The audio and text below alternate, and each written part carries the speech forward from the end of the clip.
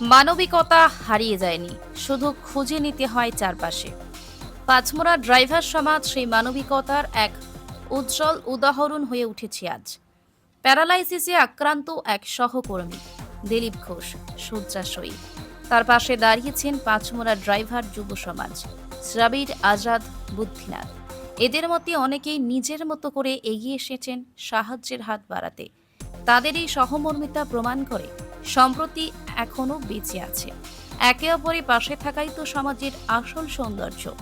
ধর্ম, পেশা বা পরিচয়ের বাইরে গিয়েও যখন মানুষ মানুষকে ভালোবাসে, সাহায্য করে, সেখানেই জন্ম নেয় সত্যিকারের মানবিকতা। পাঁচমোড়া ড্রাইভার যুবকদের এই উদ্যোগ সমাজের কাছে এক শক্তিশালী বার্তা বহন করছে। বিপদে আপদে আমরা আছি একসঙ্গে, এই পরিবারের মতো। বাঁকুড়া পাঁচমোড়া থেকে রমজান খানের রিপোর্ট, পিস নিউজ বাংলা। আপনিও এখন আপনার এলাকার রিপোর্টার।